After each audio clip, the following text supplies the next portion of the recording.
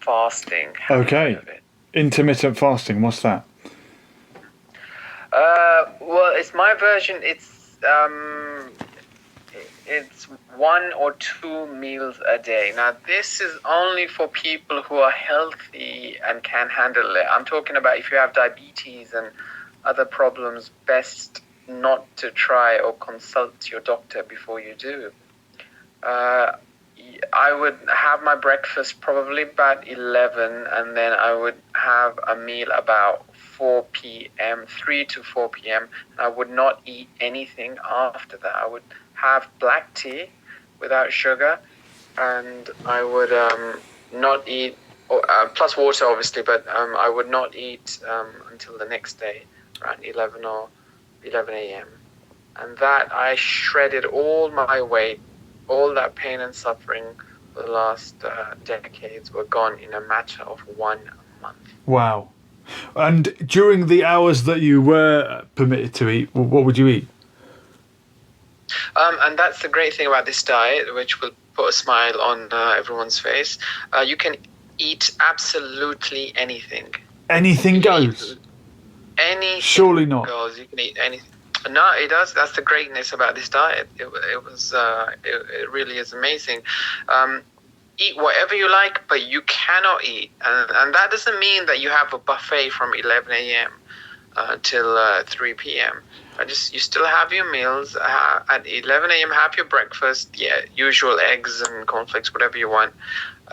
Vegetables in between that, and then your last big meal, let's say around 3ish, and all your problems, I promise you, will fade away, and you can thank the triple T diet. But is this just another fad?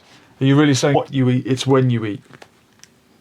That's right, and I think, and that's the tragedy about this, because I recall eating every 3 hours. My personal trainer was insisting every 3 hours you have to eat this, and I hated it. I was full up. I didn't want to eat. So your personal trainer told you otherwise? This has not come from a personal trainer, this diet fad that you're on? This diet is very popular currently.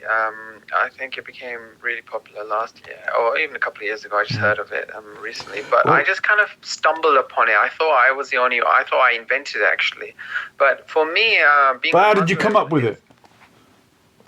I just got sick of eating. I just thought, because we have something called Ramadan. Yeah. And after Ramadan, I've heard of that one. We have. Yeah, in Ramadan, you just don't eat much. And then I thought, why am I just going to go back to gorging food? Or we have something called Eid after that. But I've heard people say that they gain weight in Ramadan because they eat so much outside the window of opportunity in the night, and then sleep all day and just get fat.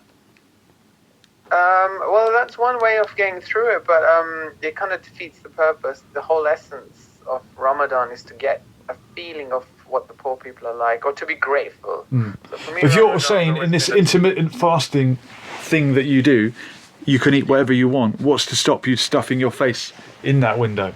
Or is the window just too small to eat enough to make you fat? Yeah, I think it comes down to that. Yeah, it depends. I mean, if you eat consistently from 11 a.m.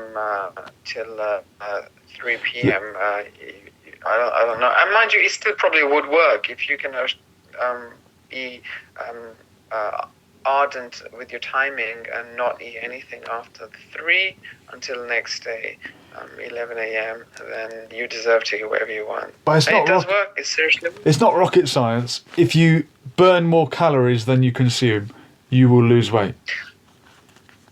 Yeah, I mean, I don't know. I've never been a big gym goer. Or even when I go to gym, I fail miserably. But I did walk. And it was easy after Ramadan. It was, 30 days you don't eat. So when you wake up, you don't eat for 18 hours anyway. So I just kind of continued that. But if your body goes into starvation mode, then you could end up preserving more fat. But I disagree. We've got another. I've got another caller. Do you want to chat to them? Yeah, sure. We've got a caller on line 2. Who's this? Hello. This is Brenda from. Brenda from the United States. Brenda from the United States. You're welcome. How are you doing? Good. How are you today? I'm good. You're through to myself and Triple T. Hi, Brenda. Okay. How you doing? How are you? USA. Yeah, we've got a caller from the United States. Jerry. Yes. Brenda, Americans, we stereotype them as being overweight and larger than British people. They have larger portions out there, apparently. Are you familiar with who Adele is? Oh yeah, I love Adele. What do you love about Adele? Oh, she's got the most beautiful voice in the world, and I like Sam Smith. I like a lot of people from that. Wonderful. Do you love her just as much now that she's lost the weight? She's still the same person. See, this is the problem. Okay, in the United States, I'm going to tell you about the weight problem in the United States. We have all kind of restaurants. We have everything you can imagine. Yeah. And it's easy to get caught up in eating wrong because, especially when you work downtown in the city, you have a lot of fast food places, you know, and you only have an hour for lunch. Yeah. So it's easy to grab, and they have all kind of fabulous specials. Yeah. So you can go to all kind of restaurants. They have lunch specials. Yeah. So people tend to eat the wrong way.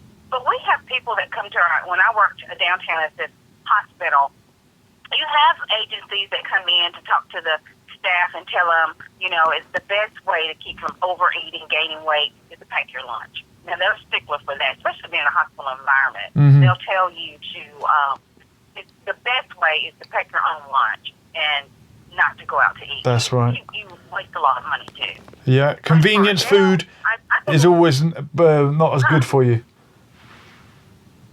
Yeah, and I mean, but there's a lot of fast food that is good for you. You know, you can go to the salad places. You can go to a lot of the what are those people called? They don't eat pork.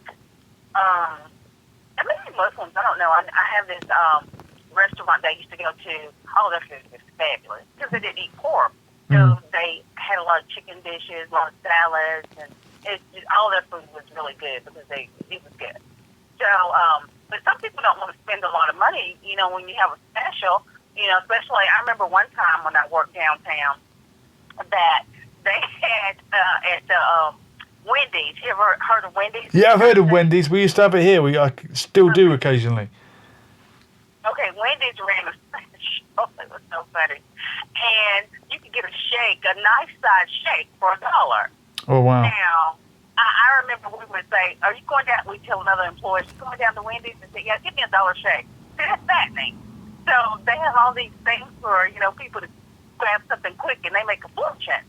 So, yeah, but I like her the way she is. I mean, she probably got to a point in her life where she wanted to watch out for her health because she has a child. Mm-hmm. So she finally got it.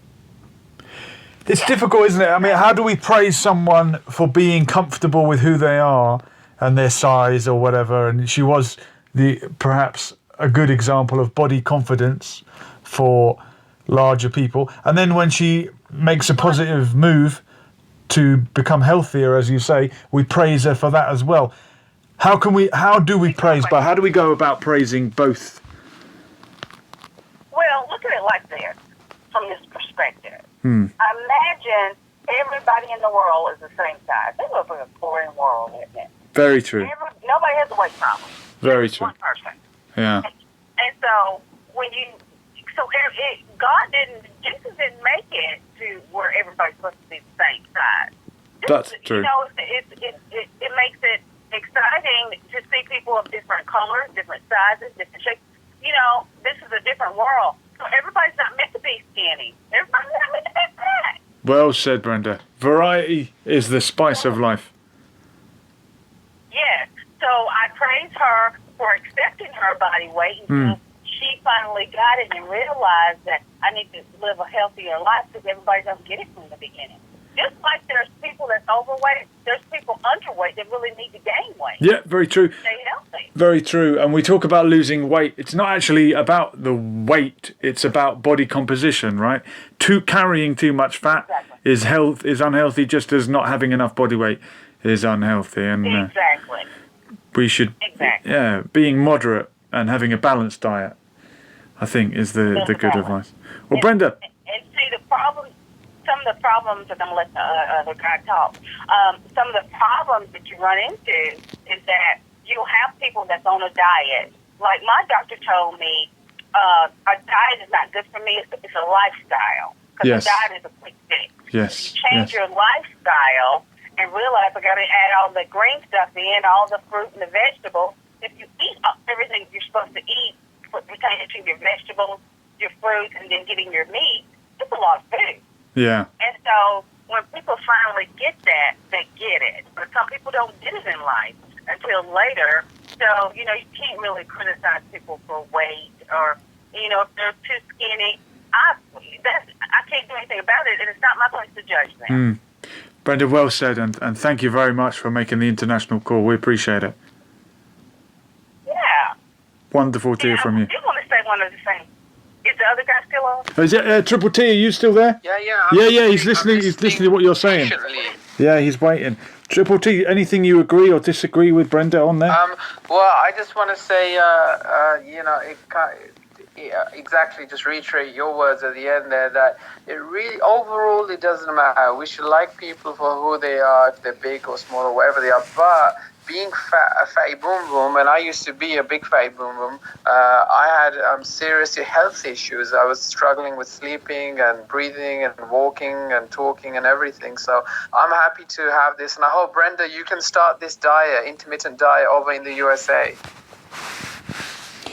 Well, thanks for the advice, Triple T. And you'd recommend fasting to anybody of any shape and size, would you? Yeah, absolutely. Well, unless you have other issues like, heart problem, whatever, but consult your doctor. But overall, I just had enough, and I said, look, after Ramadan, that's it, man. I'm going to have 1 or 2 meals in a 4-hour window, and I pretty much had abs within the month, and I hadn't. Wow. I never had abs, basically. Yeah. So try it. That's my diamonds that I'm throwing out to all your guests tonight. Well, much appreciated, sir. All right, Brenda, thank you very much for a positive